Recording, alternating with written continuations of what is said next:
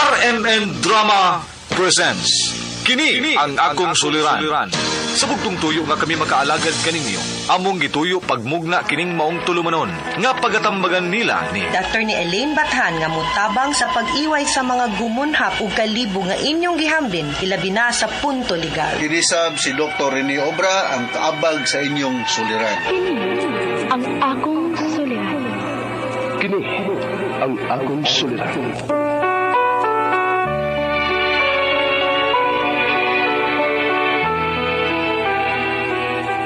Sa atong pagkaymugso ng kalibutan, gikalawaan at ang daan sa atong suliran. Ang suliran mo'y kabahin sa itong inadlang panginabuhian. Aba na doon ay suliran nga dili mo mapasan nga ikaw ra. Nagkinahanglan kag katabang aron sa pagsulbad ni ini. Nagkinahanglan kag kahayag na mo'y mulamdag sa imong unahuna. Ug tungod ni ini, natawag kini nga atong tulumanon nga naguluhan. Kini ang akong suliran. Kini ang akong suliran. Mga minugbong duwa nga matapos lang sa usar kahugna. Mga kinutlo gikan sa mga suwat sa mga minahal namong tigpaminaw. Busa kung naduna kamoy suliran nga naggumon karon sa inyong galamhan. Suwata ka na og ipadala ning atong tulumanon. Kini ang akong suliran. Aron kabuhatan ka na og duwa sa kahanginan og pagatambagan sa mga bulawan ng hunahuna. Kini ang akong suliran. Kini ang akong suliran. Sinumuat ni Teresa Tirul Soria, ubos sa direksyon ni Ingrid Miss Iver Tudaso. Dalit kaninyo sa RMN Drama.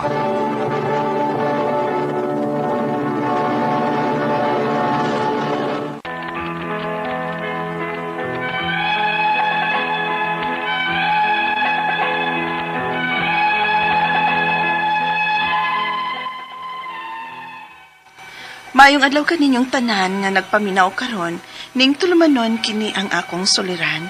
Ilabi na kaninyo Dr. Rene Obra o Dr. ni Elaine Bathan. Ingon man sa mga artista nga maghatag og kinabuhi ining akong suwat suliran. Ako si Linda, 42 anyos, tagatan kay Talisay City, Cebu. Punto medikal kining akong suliran. Kabahin kini sa akong goiter nga nagtuo ko nga kung maoperahan, ma-okay na. Pero may complicate naman hinuon. Aron inyong hisabtan, ingon ni ining mga panghitabo.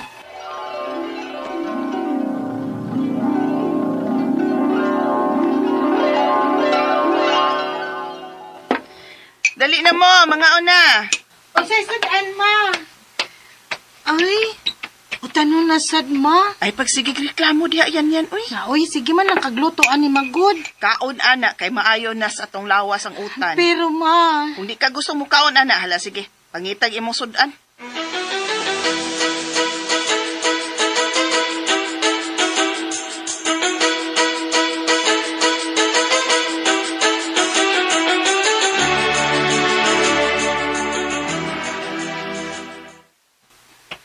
Daan pag yung lagi ko? Nanigarilyo na buka. Na. Ay, naibaw, biyagit ka, ha? Nga mora ni makawa sa kong stress sa trabaho do. O lagi. Pero mo po na makadaot sa mong lawas. Undangin na. Dong.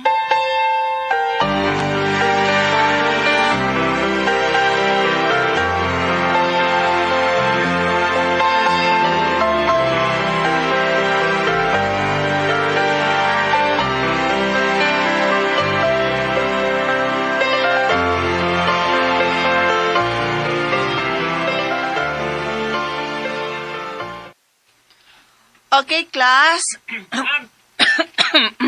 Kadit, ha? Kopyahan na lang sa ani ninyo. Unya na lang sa tamag discuss.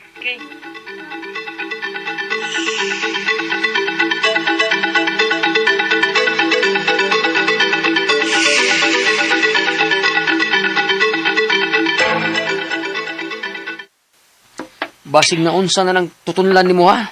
Tungod sa pagsigi ng panigarilyo. Di, sad siguro, eh. Nga naman ka? Maglisod mo kog tons pagkaon to. Ha? Okay ra ka? Kaya oy, basig tonsillitis ra ni. Sige na.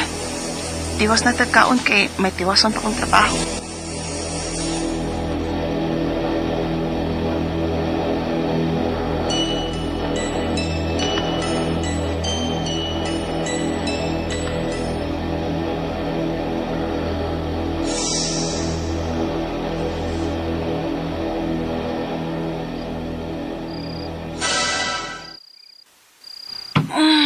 Ay, salamat. Makahigda na yun.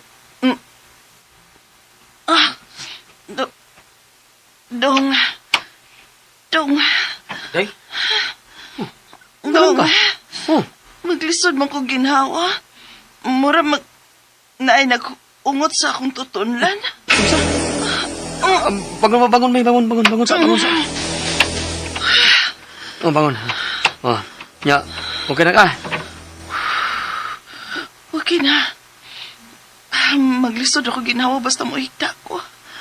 Day, dili ka nag-gwitter sama sa mong mama? Unsa?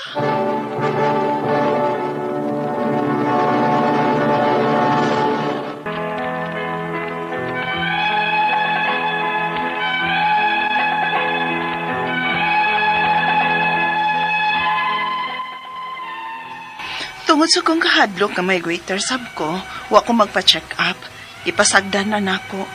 Hangtod nga hinay-hinay kong nakabantay nga nagkadako man ang burot sa kong liog. Unya, Ayaw na lang pag ginahi sa mong o. Magpa-check up na lang yun ta. ay, oy dong.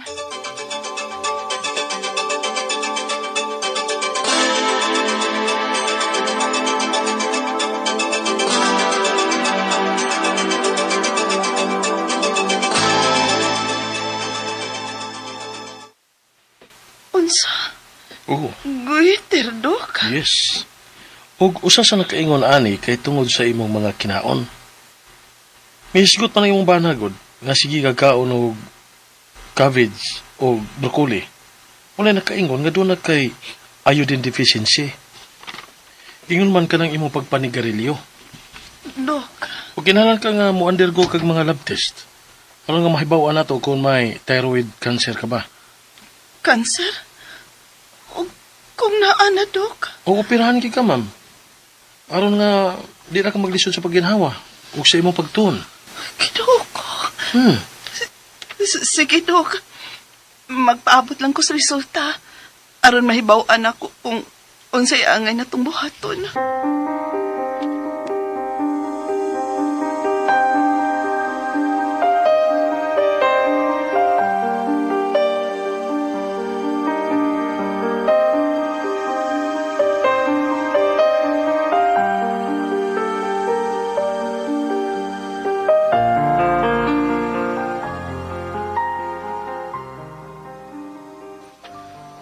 Unsa day? Operahan jud kuno ka? O, Dong. Nahadlok ko, Dong. Pero kung mauni makaayon ako, buhaton ako. Day.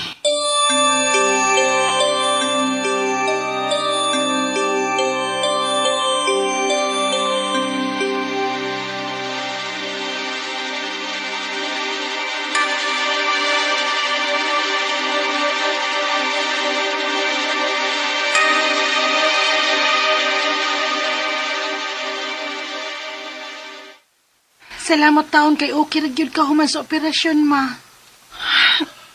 Nak, Ma, okay ra ka?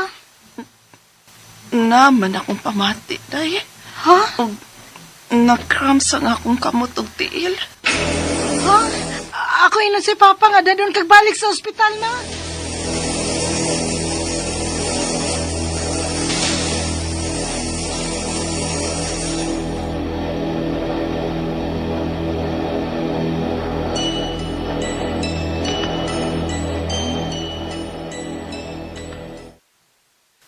Nadamage ang imong small parathyroid glands. Kada bitaw naa sa luyo sa imong thyroid, nga mao'y mag-regulate sa imong calcium level sa imong dugo. O mo'y nakaingon, nga ubos kaayo ang imong calcium. Unsa may angay na mong buhaton, Dok? Kinahanglan ka nga i-monitor una dinhi sa ospital. So, kinahanglan una ka nga i-admit dinhi sa ospital. Unsa?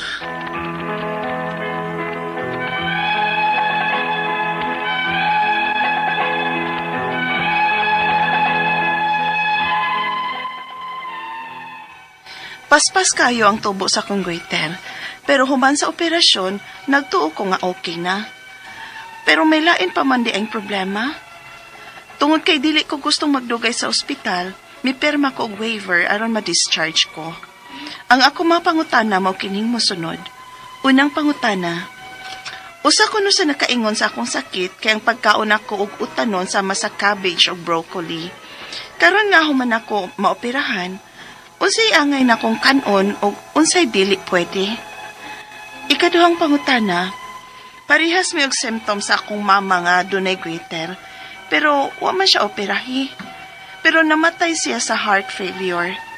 Doon na ba di ay lain-laing klase sa goiter? Ikatulong pangutana, nagpa-discharge na ko sa ospital o kami-kami sa akong bana mo ay nagmonitor sa akong gibati. Kung dili ko matambalan, o padayon ra ko mo inom sa resita nila nga vitamin D, posible ba nga wa ray laing complications? Ikaapat og katapusan, nagunahon na mi nga basin og nakuha ni nako ang maong sakit sa akong mama nga doon na sa goiter. Hereditary ba sabdain ning maong sakit? Palihog, tabangi og tambagi ko, kini ang akong soliran. Linda.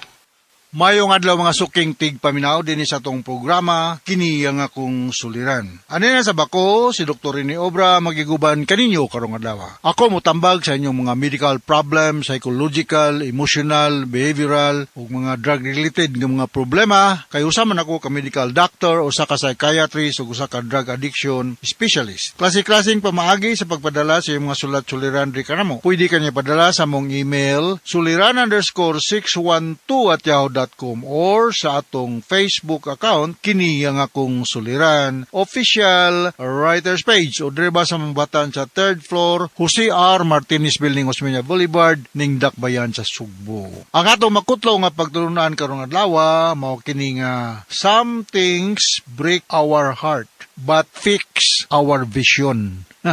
Malagay mga makahugno sa kasing-kasing pero makapaayo sa atong pananaw panglantaw sa kinabuhi, no? Di man gyud natanan gyud nga makahitabo sa atong kinabuhi nga happy ta, na uban nga lagi na madismaya ka, madiscourage ka, binagyog na ay mga kakulian, no? Pero learning is lifetime, no? Sahay musalig ka sa katao pero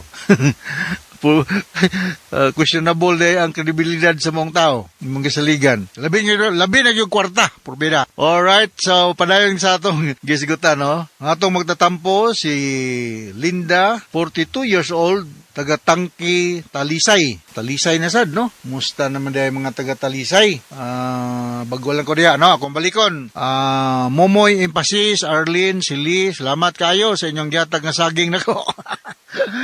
Lingaw kay kong kaon kay nindot kay pagkahinog kay hinog sa punuan, no? Dili kay kanang bitanugan nga lahi naglami og ngadto ni Roger Aligarbes dai taga diha man ni Talisay siya og si Nora Husayan na mayong pagpaminaw niyo diha sa Talisay City, no? Sahay baya kay mangaon baya media sa Tangki Talisay, diha sa Tangki bra dapis dagat, no? Kami ni Janet Sutis, mi Dadilo. Nindot kani ang litson diha. So mga taga Talisay, regards. Og I do not know kung sa butoy birthday ni Lulong Bantila, no? Happy birthday ni Lulong. Naot mga mulastag 1,000 years.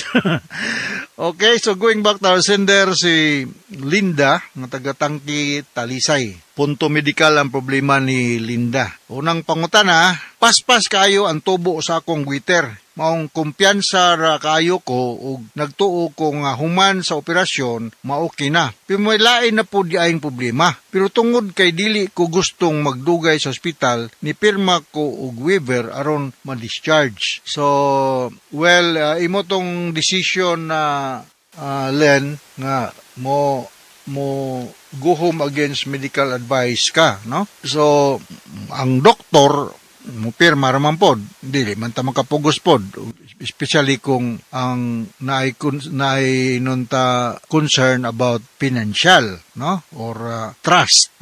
Mumaten magana kay may pugso nimo tinhilan sa kao pirahan kag usab nya wala kay pagsalig sa imong medical attending medical team, pwede ra pug ka. Ang akong mga pangutana mao ning mga musunod. Ingon siya. Unang pangutana, usa ko no sa nakaingon sa akong sakit kay ang pagkaon nako og utanon sama sa cabbage ug broccoli. Karon nga human ko na operahan, unsa may angay na akong kanon ug unsay dili nako angay kanon? Well, ang kinibagong thyroid problem, ako lang may bawaan, has something to do with the level of iodine nga giproduce ni siya sa thyroid gland. Ining iodine mingod ang atong ginisgutan, critical ni siya. Importante ni siya sa first stage sa thyroid hormone synthesis. Ako balikon, ang iodine, importante ni siya nga atong thyroid hormone, kining thyroxine o iodothyroxine, mo function. Unsa may role ani nila? This can help thermogenic sa atong body temperature, metabolic pag physiologic functioning sa atong lawas. So mao na kung kulang kag iodine, magka-develop ka og kining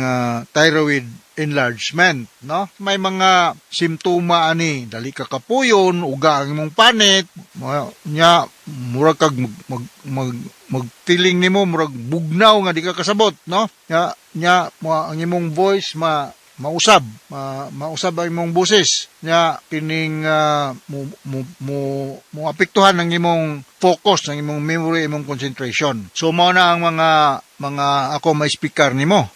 Dili man tingali tungod kay nagkaon ka og kining kuan broccoli o cabbage, no? Kay in fact healthy vitamins man ni, no? Ang source of iodine akong nabalaan kini mga seafoods, no? Maluto, lato, guso, or mga source of iodine. Yeah, pero naa po tayo mga commercialized nga baligya kung pananglitan og dili good maka-produce for some reasons kanay problema ang thyroid gland, bakulag na ang malignancy, no? So natay mapalit sa butingan na to metimazole, no? Available ni siya, naanay siya sa mga butika with a doctor's prescription. So wala nang ko mo magpakuan gyud ka sa imong endocrinologist, no? Endocrinologist ang doktor matiman ani nga mga problema. Toxic goiter, no? Ang kinimong atong thyroid gland anay sa atong ubol-ubol, no? High revascular ni siya, nasa trachea, no? In front. Mudako niya kita mo mga tao nga dagko kay liog, sumao na siya. Balikon ako, ang kining iodine importante ni siya para mo function ang atong thyroid gland nga mo'y essential sa pag-regulate sa atong body physiological processes, no? Ang functioning sa atong lawas, no? Ikaduhang pangutana, pareham ni symptom sa akong mama nga dunay goiter. Pero wala siya operahi. Pero namatay siya sa heart failure. Doon na ba dahil laing klase sa goiter? So na toxic goiter, no? Nasa'y inuntag malignant goiter, nasa'y benign goiter. Ngayon kaya tag benign, meaning dili siya cancerous. Ngayon tag malignant, meaning cancerous siya, no? Ngayon tag toxic goiter mo na term nila, nga sa balila yung term, ano kung mayumduman, murag Graves' disease. Nga to sa mga estudyante na minon to karon, ha? Graves' disease or Hashimoto's disease. This refers to goiter problem or thyroid problem. Kung namatay siya og heart attack, it could be one of the complications sa kini mga tong lawas mo ring makina kung nay mo malfunction somewhere, it will goes without saying ang uban pong mga parte sa tong lawas mo malfunction po. Alright, sunod nga pangutana. Nagpa-discharge na ko sa ospital o kami ra sa akong bana maoy nag-monitor sa akong gibati. Kung dili ko mapatambal o padayon kung inom sa girsita nila nga vitamin D, posible ba nga wala ray laing komplikasyon? So wala gyud ko mo gyud nga magpa-monitor lang gyud ka Linda, no? Sa imong kondisyon kay naharman bitaw ka sa talisay. Naada sa Dr. Agos ay Cebu South Medical Center. Ing na lang, Dok, girefer ko ni Dr. ni Obra. Migo mi, Dr. Agos, ang medical director niya. Tabawagi ko ni nga akong goiter problem. We have so many specialists diya sa atong Cebu South Medical Center. Mutanaw, no? Kay kuan man na, government hospital man na siya. Og ganahan kag dili ka mulinya, we have so many private practicing nga mga endocrinologists, pero mao lagi na mo charge po ni sila og ilang professional fee, no? Mo charge gyud kay sa pud pag-maintain sa status sa ka-doktor og dili mo charge. Sunod nga pangutana, naghuna-una miss nga basin og nakuha ni nako sa sakit sa akong mama nga duna sa goiter. Hereditary basad ning akong sakit ay cannot say hereditary, no? Ang kuan ani is iodine deficiency. Pero naapot tay inontag genetic loading to some extent, pero dili ko ka-elaborate ni ana, no? Kung parehagod po og liver problem, na ba po mga pamilya nga halos silang tanan kasakit kid og liver problem. Apoy pamilya nga halos silang tanan kasakit kid og heart problem. So we cannot totally roll out nga naay genetic loading po ning goiter nga or thyroid problem. Ha? So laboratory workup, kinahanglan nga endocrinologist ang follow up nimo kay mo ni ilang expertise og proper compliance to whatever medications ilang i-prescribe. So inaw ta kasabot ka sa kung speaker nimo Len diha sa Tangki Talisay ug ngadto sa libuan millions nga naminaw sa tong programa kini akong suliran. Once again ako si Dr. Rene Obra. Thank you very much sa inyong makanunayong pagpaminaw tas greeting din sa atong lugar. So from all of us here sa Radio Mindanao Network Production Center, Radio Mo Nationwide Tatakarman. Dagang salamat ug maayong adlaw.